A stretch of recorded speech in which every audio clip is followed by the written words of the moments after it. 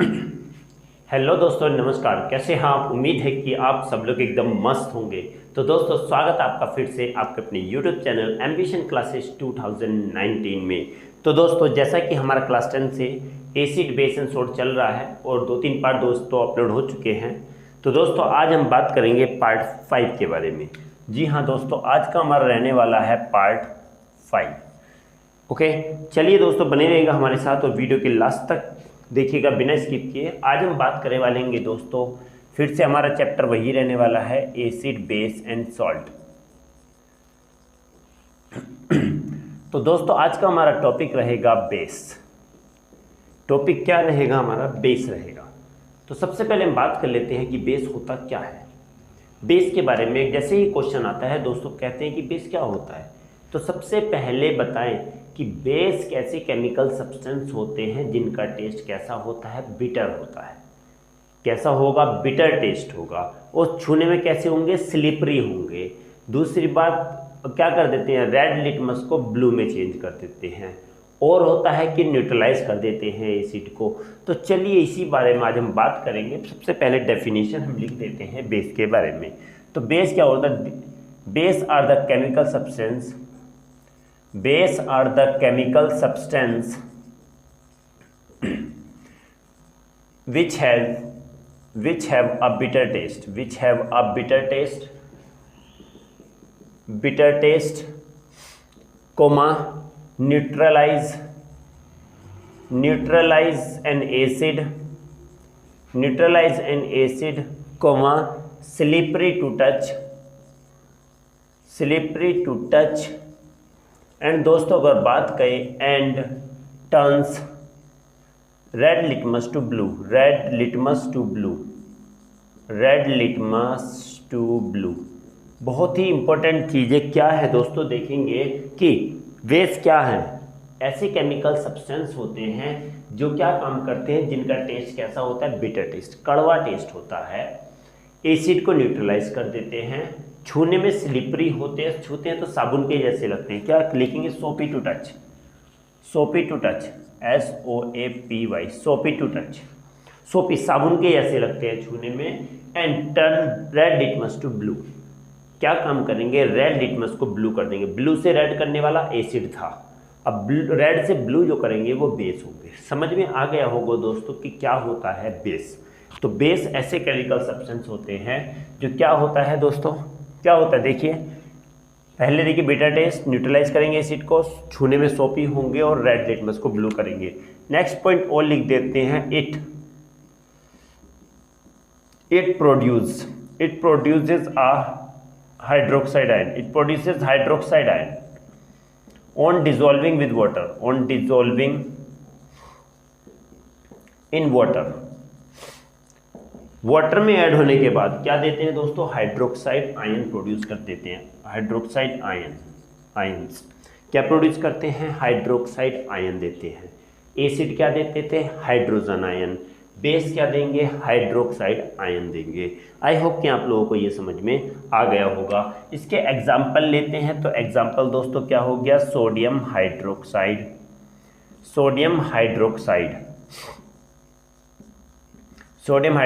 Formula कहें तो NaOH हो गया, कोमा हो गया कैल्शियम हाइड्रोक्साइड,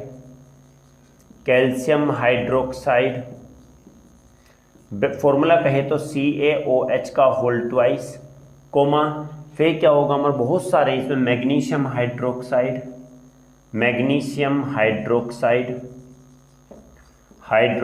फॉर्मूला हो गया MgOH का ट्वाइस, कोमा ETC। बहुत सारे इसके एग्जाम्पल्स होते हैं। तो ध्यान रखिए कि सारे बेस में OH जरूरी नहीं कि OH ही होगा, बट दोस्तों काफ़ी सारे देखिए, पर जो बेस होते हैं उनमें OH होता है। जो बेस होंगे उनमें OH होगा, जरूरी नहीं, सॉरी, जितने भी बेस है सब में क्या होगा? OH होगा। कुछ ऐसे भी होते हैं बेस जिसमें OH नहीं होता, बट उनका नेचर कैसा होता है? बेसिक होता है। बताएंगे दोस्तों आगे जाने के बाद। तो दोस्तों example sodium hydroxide, calcium hydroxide, magnesium hydroxide, और फॉर्मूलेज दोस्तों ये दिए हुए हैं इनके, और बहुत सारे ऐसे होते हैं। तो जल्दी है दोस्तों स्क्रीनशॉट ले लीजिएगा। बात करेंगे अगले वाले पार्ट की। एक और बता देते हैं दोस्तों, एक और बात आती है, वो आता है एल्कली। एल्कली क्या होता है? What do mean by alkali? Alkali actually में बात कहें तो एल्कली क्या होते हैं, ऐसे बेस होते हैं जो पानी में घुल जाते हैं। पानी में घुलने वाले बेस को हम क्या बोलते हैं, एल्कली बोलते हैं। लिखेंगे water soluble, water soluble base, water soluble base known as alkali. क्या कहता है, क्या कहलाता है? वाटर सोल्यूबल बेस को हम क्या बोलते हैं, एल्कली बोलते हैं। सारे बेस पानी में नहीं घुलते। एक बार लिख लेते हैं दोस्तों, all bases not dissolve in, does not dissolve, all bases do not dissolve in water, do not dissolve in water। सारे के सारे बेस पानी में नहीं घुलते हैं, but some bases, but only some bases dissolve in water। सारे base पानी में नहीं घुलते हैं, कुछ ही बेस घुलते हैं। और जो बेस घुलेंगे, ये जो भी बेस घुलेंगे वो क्या होंगे दोस्तों, उसे हम बोलेंगे एल्कली। तो एल्कली की only one definition, those base which are soluble in water, या water soluble base known as what, alkali. Example क्या बोलेंगे दोस्तों, इसका एग्जाम्पल अगर कहें एल्कली का, तो इसमें क्या होते हैं, सोडियम हाइड्रोक्साइड होता है दोस्तों, आसानी से किसके अंदर, वाटर के अंदर घुल जाता है। कैल्शियम हाइड्रोक्साइड होता है, ये भी आसानी से पानी के अंदर घुल जाता है। तो दोस्तों ऐसे बहुत सारे एग्जाम्पल होते हैं एल्कली के, जो कि पानी में घुलेंगे, उन्हीं बेस को क्या बोलेंगे, एल्कली। बहुत सारे एग्जाम्पल हैं एल्कली के दोस्तों। तो दोस्तों आई होप कि आपको समझ में आया होगा। तो दोस्तों चाहे तो स्क्रीनशॉट ले सकते हैं। और दोस्तों अगर समझ में आता तो प्लीज़ ट्रूली, जो नए सब्सक्राइबर प्लीज़ ट्रूली सब्सक्राइब जरूर कीजिएगा, क्योंकि आप लोगों को यहाँ पर काफ़ी अच्छी चीज़ें यहाँ पर मिलेंगी दोस्तों इस चैप्टर के बाद हमारा कोशिश रहेगा, हम कोशिश लेके आएंगे फिजिक्स का दोस्तों। फिजिक्स का फर्स्ट चैप्टर इलेक्ट्रिसिटी पर डिस्कस करेंगे। चलिए दोस्तों बात करते हैं अगले टॉपिक के बारे में। तो दोस्तों जो नए हैं प्लीज़ सब्सक्राइब जरूर कीजिएगा, और जो पुराने हैं प्लीज़ वीडियो को ज़्यादा से ज़्यादा शेयर कीजिए, और लाइक कमेंट करना तो बिल्कुल भी ना भूलिए। चलिए दोस्तों बात करते हैं अगले, एक क्वेश्चन टाइप का है। बात को देखें पहले हम देख लेते हैं दोस्तों, क्या बेस के क्लासिफिकेशन क्या होता है। Okay, classification of base. Classification of basis को दो टाइप्स में डिवाइड किया गया, दो भाग में डिवाइड किया गया। Bases are classified in two types. First one is the strong base, second is the weak base. Strong base and weak base क्या होते हैं? स्ट्रॉन्ग बेस, जैसे कि हमारा एसिड में टॉपिक था कि स्ट्रॉन्ग एसिड और वीक एसिड। स्ट्रॉन्ग एसिड क्या होते थे, जो पानी में क्या होने पर, डिसोसिएट होने पर लार्ज अमाउंट में, जो कंप्लीटली डिसोसिएट हो जाते थे, वो लार्ज अमाउंट में क्या देते थे, हाइड्रोजन आयन। एसिड हाइड्रोजन देते हैं, पर बेस हमारा क्या देते हैं, हाइड्रोक्साइड। ध्यान रखिएगा, बेस हाइड्रोक्साइड देंगे, एसिड हाइड्रोजन आयन देंगे। तो स्ट्रॉन्ग बेस क्या होते हैं कि those bases which are completely ionized in water, ionized in water and produces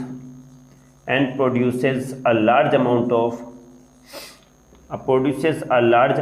of क्या, hydroxide ions.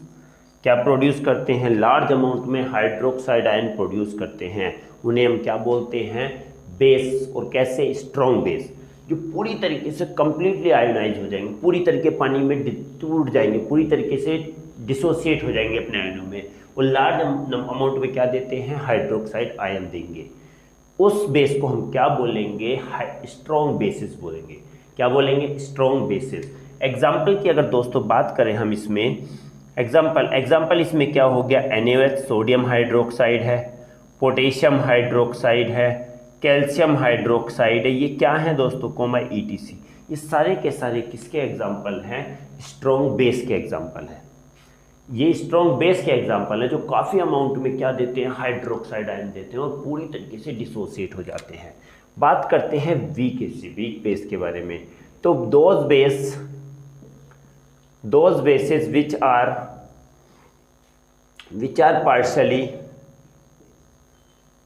partially ionized in water,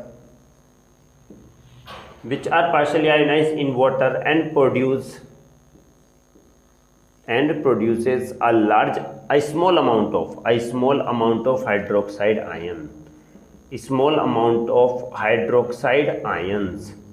क्या बोलेंगे दोस्तों, उस चीज को हम बोलते हैं क्या, weak base are those base which are partially ionized in water and produce a small amount of hydroxide ion. जो कम अमाउंट में कम होंगे, पूरी तरीके से आयोनाइज नहीं होंगे, पार्शियली आयोनाइज होंगे, और लेस अमाउंट में क्या देते हैं, हाइड्रोक्साइड आयन, तो अपने हम क्या बोलेंगे, वीक बेस। एग्जाम्पल की अगर हम बात करते हैं तो दोस्तों एग्जाम्पल इसमें क्या होता है, magnesium hydroxide MgOH magnesium hydroxide है दोस्तों। सेकेंड हमारी बात करें तो अमोनियम हाइड्रोक्साइड NH4OH ETC, इसका नाम लिख देता हूं दोस्तों, अमोनियम हाइड्रोक्साइड। ये क्या है हमारा, ये मैग्नीशियम हाइड्रोक्साइड है, मैग्नीशियम हाइड्रोक्साइड। समझ में आया ना दोस्तों, दोनों चीज़ें क्लियर हो जानी चाहिए कि स्ट्रॉन्ग बेस कंप्लीटली आयोनाइज होंगे और लार्ज अमाउंट में हाइड्रोक्साइड देंगे, वीक बेस पार्शियली आयोनाइज होंगे, स्मॉल अमाउंट में क्या देंगे, हाइड्रोक्साइड आयन देंगे। एग्जाम्पल दोनों के लिखे हुए हैं, तो दोस्तों जल्दी से स्क्रीनशॉट ले लीजिएगा, बात करेंगे अगले टॉपिक के बारे में। दोस्तों अगला टॉपिक हमारा क्या रहेगा, अगला टॉपिक हमारा रहने वाला है, हो गया होगा दोस्तों, नहीं हुआ तो प्लीज़ वीडियो को रख के स्क्रीनशॉट ले लीजिएगा। और मैं तो ये कहूँगा दोस्तों, आप एक नोटबुक्स बना लीजिए, उसमें आप लोगों का क्या होगा, बेनिफिट होगा, मेरा कोई बेनिफिट नहीं है, क्योंकि दोस्तों टीचर हमेशा अपने स्टूडेंट के फ़ायदे के लिए जो सोचता है, बट एक्चुअली स्टूडेंट क्या होते हैं कि स्टूडेंट सोचते हैं कि पता नहीं टीचर हमको क्यों बोल रहा है, क्या है। दोस्तों अगर कहें तो कुछ लगता है कि कुछ स्टूडेंट को ये लगता है कि टीचर्स क्या है कि अपने फ़ायदे के लिए बोल रहा है। नो, टीचर्स हमेशा दूसरे के लिए फ़ायदे के लिए सोचता है, स्टूडेंट के फ़ायदे के लिए सोचता है। कोई 100 में एक टीचर होगा जो अपने स्टूडेंट का बुरा चाहेगा, वरना 99 टीचर्स अपने स्टूडेंट का भला ही चाहते हैं। ओके, चलिए दोस्तों, बट ये दोस्तों सब थिंकिंग का फ़र्क होता है, कोई कैसे सोचता है, कोई कैसे सोचता है। चलिए दोस्तों बात करेंगे हम अगले क्वेश्चन के बारे में। Water soluble base is more useful than water soluble base is more useful than water insoluble base, why? और क्वेश्चन कैसे भी हो सकता है, और तो ये कह सकते हैं alkali is more useful than bases, why, reason ये भी हो सकता है क्वेश्चन, ठीक है, क्या कि वाटर सोल्यूबल बेस ज़्यादा यूज़फुल होते हैं इनसोल्यूबल बेस से, या फिर कहें तो एल्कली ज़्यादा यूज़फुल होते हैं किससे, बेसिस से। क्यों दोस्तों, क्योंकि दोस्तों इसमें देखेंगे आंसर क्या है कि दोस्तों अगर हमने देखा है कि कोई भी सॉलिड फॉर्म में होता है तो वो रिएक्शन जल्दी से नहीं करता है, अगर कोई सॉल्यूशन फॉर्म में होता है तो वो रिएक्शन जल्दी से करता है। तो चलिए हमने क्या मोस्ट लिखेंगे, मोस्ट बिकॉज से लिखेंगे because mostly reactions takes place in the solution form,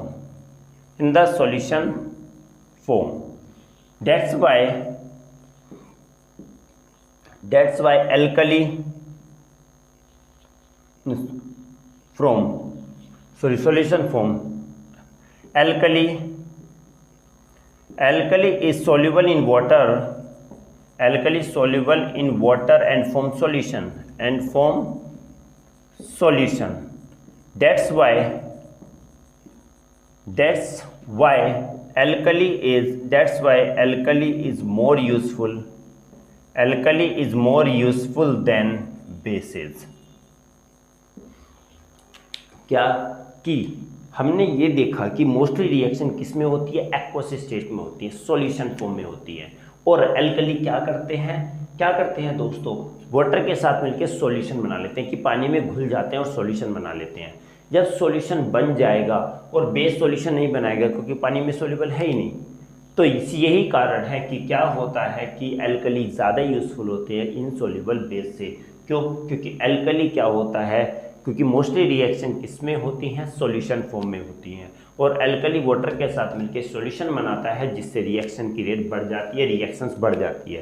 तभी बोलते हैं कि एल्कली ज़्यादा यूज़फुल होता है बेसिस से। आई होप कि दोस्तों आपको ये समझ में आया होगा, क्लियर हुआ होगा दोस्तों। चलिए दोस्तों जल्दी से इसकी से ले लीजिएगा, बात करते हैं फिर अगले क्वेश्चन के बारे में। चलिए दोस्तों एक और बात बताते हैं यहाँ पर, what is common in all basis. ये क्वेश्चन भी दोस्तों एसिड में था, अब बेसिस में भी आ गया।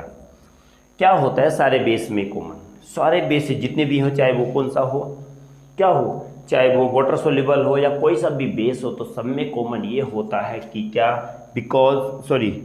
ऑल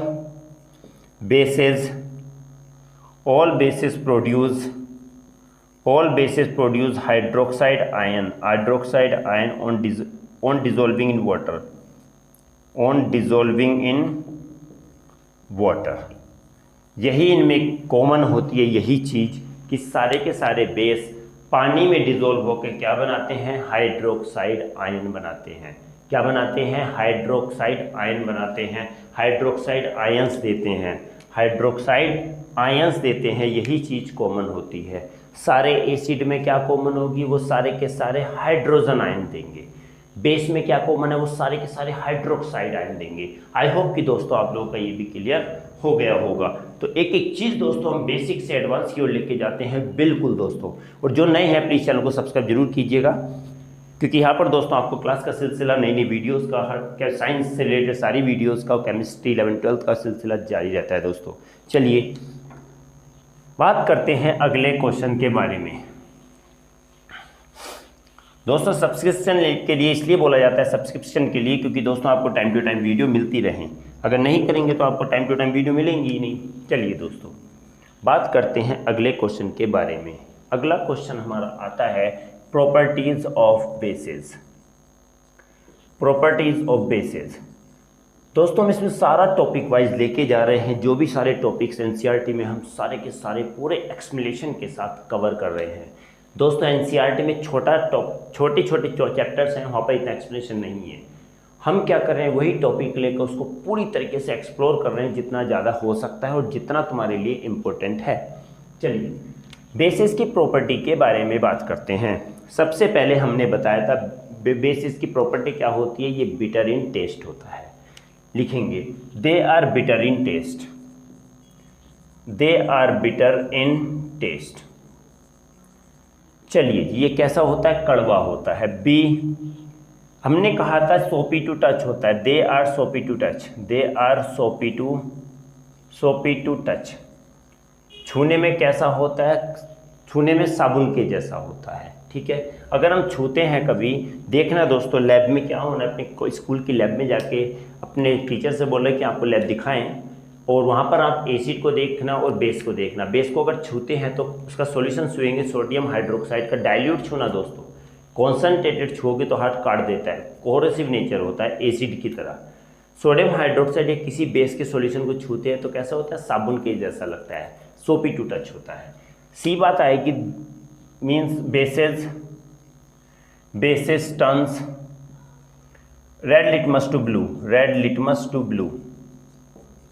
किसमें कन्वर्ट कर देते हैं, रेड लिटमस को क्या बनाते हैं दोस्तों, क्या बना देते हैं, ब्लू। रेड लिटमस लिया, बेस में डालेंगे तो उसको ब्लू कर देंगे, और ब्लू को डालेंगे इस सॉल्यूशन में, वो रेड हो गया तो वो एसिड होगा दोस्तों। चलिए न्यूट्रल में क्या होगा, ब्लू लिटमस और रेड लिटमस कोई भी अपना इफेक्ट शो नहीं करेंगे, ना रेड ब्लू होगा ना ब्लू रेड होगा।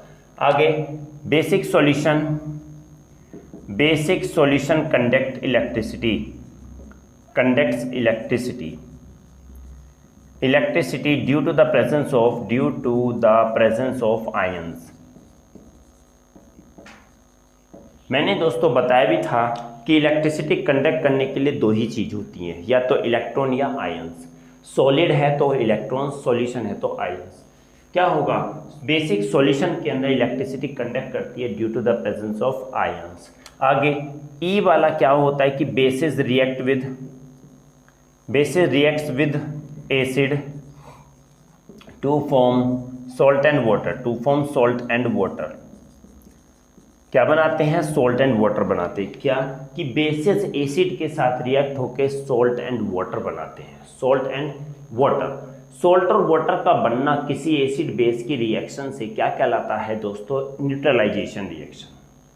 मींस न्यूट्रलाइजेशन रिएक्शन क्या होती है, जब एसिड और बेस दोनों रिएक्ट करते हैं और सॉल्ट एंड वाटर बन जाएगा तो समझ लेना न्यूट्रलाइजेशन रिएक्शन हुई। तो दोस्तों रिएक्शन लिखेंगे क्या, अगर हम रिएक्शन इसमें लिखे तो NaOH plus HCl, NaOH base acid, ये एसिड है, एसिड के साथ रिएक्ट होकर बेस क्या बना रहे हैं दोस्तों, ये बनाता है NaCl plus H2O, salt and water बना लेता है। ठीक है, चलिए F के बारे में बात करते हैं। Bases reacts with some metals, सभी मेटल के साथ नहीं होते, जो ज़्यादा रिएक्टिव मेटल होते हैं उनके साथ ही रिएक्ट करते हैं। React with some metals and form and produce hydrogen gas, जैसे कि एसिड क्या होते थे, एसिड भी मेटल के साथ रिएक्ट होकर हाइड्रोजन गैस बनाते थे। ठीक उसी तरह बेस भी कुछ मेटल्स के साथ, सारे मेटल्स के साथ नहीं, उसी मेटल के साथ जो ज़्यादा रिएक्टिव होते हैं, उसी मेटल के साथ रिएक्ट होके क्या बनाते हैं दोस्तों, क्या बनाएंगे, उसी मेटल के साथ रिएक्ट होके हमारे क्या बनाते हैं, हाइड्रोजन गैस बनाएंगे। हाइड्रोजन गैस का test pop sound, hydrogen gas को जलाते हैं तो पॉप साउंड होता है। बेसिस, चलिए बेसिस क्या हो गया, NaOH हो गया। ओके, क्या हुआ, NaOH की रिएक्शन हम किसके साथ करेंगे, Zn के साथ करेंगे। किसके साथ करेंगे, Zn के साथ। जैसे सोडियम हाइड्रोक्साइड की जिंक के साथ करेंगे तो क्या बनेगा, Na2ZnO2 एंड प्लस दोस्तों कौन सी गैस बन जाएगी, हाइड्रोजन गैस बन जाएगी। क्या लिख लेते हैं यहाँ पर, Na2 Na के 2 ऑक्सीजन के 2 Zn का एक हाइड्रोजन के 2। तो इसका नाम दोस्तों क्या बनेगा, सोडियम जिंकेट बन जाता है और ये हमारी हाइड्रोजन गैस बन जाती है। क्लियर हुआ ना, क्लियर हो गया होगा दोस्तों। यस, बेस मेटल के साथ रिएक्ट होके, रिएक्टिव मेटल के साथ रिएक्ट होके एक सॉल्ट बनता है और साथ में हाइड्रोजन गैस प्रोड्यूस होती है जिसका टेस्ट है पॉप साउंड। जी दोस्तों क्या होगा, bases reacts with non metallic oxide and form salt and water. दोस्तों नोटबुक में एक एक चीज़ लिख लीजिए, एक एक चीज़, क्योंकि सारी चीज़ें यहाँ पर इंपॉर्टेंट है और सब एग्जाम में रिपीट हुई चीज़ें हैं दोस्तों, जो भी हैं एग्जाम में मोस्टली चीज़ें आई हुई हैं। चलिए बेसिस किसके साथ, फिर से ले लीजिए KOH, किसके साथ रिएक्ट कर रहा है दोस्तों, नॉन मेटेलिक ऑक्साइड के साथ। चलो ये अच्छा सा लेंगे, सबसे अच्छा इजी रहेगा, CaOH का ट्वाइस, बेस था। Carbon dioxide non metallic oxide है दोस्तों, क्या है, non metallic oxide. Metallic oxide का नेचर कैसा होता है, लिख लीजिए यहाँ पर, मेटेलिक ऑक्साइड, अगर मेटेलिक ऑक्साइड है तो इसका नेचर होगा बेसिक, और नॉन मेटेलिक ऑक्साइड है तो इसका नेचर कौन सा होगा दोस्तों, एसिडिक होगा। मेटेलिक ऑक्साइड का नेचर बेसिक और नॉन मेटेलिक का एसिडिक। तो कार्बन नॉन मेटल है, इसका जो ऑक्साइड होगा उसका नेचर कैसा होगा, एसिडिक होगा। तो बेस और एसिड दोनों मिल रहे हैं, फिर से हमारा क्या बनेगा, सॉल्ट एंड वाटर। तो CaCO3 प्लस H2O, तो सॉल्ट एंड वाटर बना। इस रिएक्शन को भी हम न्यूट्रलाइजेशन रिएक्शन कह सकते हैं दोस्तों। आई होप कि आप लोगों को सारी चीज़ें क्लियर हो गई होंगी। पहला बिटर टेस्ट होता है, दूसरा छूने में साबुन के जैसे होते हैं, तीसरा रेड लिटमस को ब्लू कर देता है, फोर्थ बेसिक सॉल्यूशन के अंदर इलेक्ट्रिसिटी कंडक्ट करती है, किसकी वजह से, आयंस की वजह से। बेसिस एसिड के साथ रिएक्ट होकर सॉल्ट एंड वाटर बनाते हैं। बेसिस कुछ मेटल के साथ रिएक्ट होकर क्या बनाते हैं, हाइड्रोजन गैस बनाते हैं, जो रिएक्टिव मेटल्स होता है। बेसेस नॉन मेटेलिक ऑक्साइड के साथ रिएक्ट होकर भी सोल्ट एंड वाटर बनाते हैं, और जिस रिएक्शन में एसिड और बेस दोनों मिलकर सोल्ट एंड वाटर बनाते हैं तो इस रिएक्शन को क्या बोलते हैं, न्यूट्रलाइजेशन रिएक्शन। तो दोस्तों जल्दी से स्क्रीनशॉट ले लीजिएगा, जल्दी से दोस्तों फटाफट इसका स्क्रीनशॉट ले लीजिए। बात करते हैं आज के लास्ट टॉपिक के बारे में। तो दोस्तों आगे हमारी क्लास कंटिन्यू रहेगी, हम नेक्स्ट पार्ट लेके आएंगे नेक्स्ट 6 अगली क्लास में। तो चलिए बात करते हैं अगले क्वेश्चन के बारे में।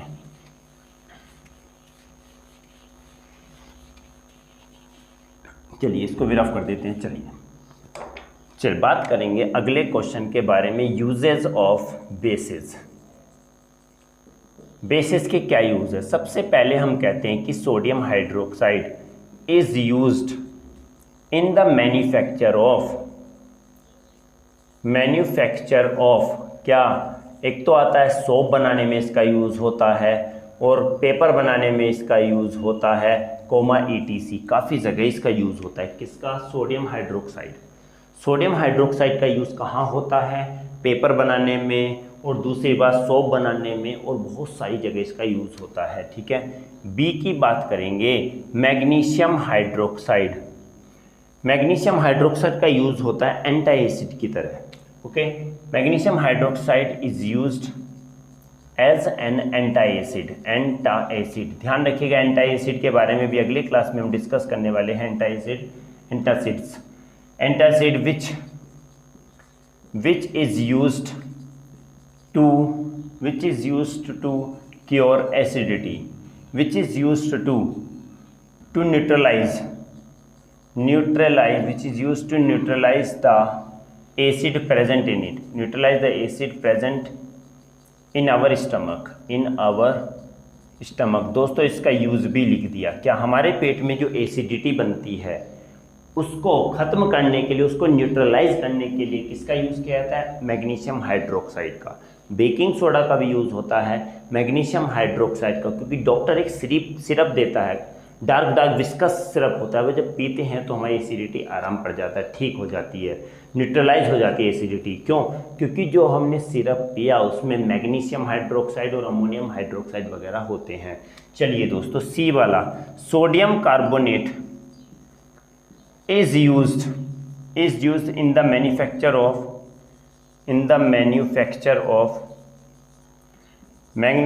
detergent and to softening hard water को सॉफ्ट करने में भी इसका यूज़ होता है। सबसे पहले सोडियम कार्बोनेट का यूज़ कहाँ होता है, डिटर्जेंट बनाने में होता है, डिटर्जेंट बनाने में होगा सोडियम कार्बोनेट का यूज़, और दूसरी बात हार्ड वाटर को सॉफ्ट करने में होता है। दोस्तों हार्ड वाटर के बारे में भी हम डिस्कस करेंगे बाद में अगली क्लासेस में कि हार्ड वाटर क्या होता है, उसके बारे में भी डिस्कस हम करेंगे। चलिए दोस्तों डी पार्ट करते हैं, सोडियम हाइड्रोजन कार्बोनेट, ये क्या है दोस्तों, baking soda, is used as an anti acid, ये भी एंटी एसिड की तरह यूज़ होता है sodium hydrogen carbonate. I hope कि दोस्तों काफ़ी आपको समझ में आया होगा, आपको पूरे टॉपिक जो आज हमने पढ़ाया है सारा आपको क्लियर हो गया होगा। तो जल्दी से आप दोस्तों स्क्रीनशॉट ले लीजिए इस पार्ट का भी। तो दोस्तों आज की क्लास हमारी यहीं पर एंड होती है, अगली क्लास में हम और ज़्यादा अगले टॉपिक नेक्स्ट टॉपिक पर डिस्कस करेंगे।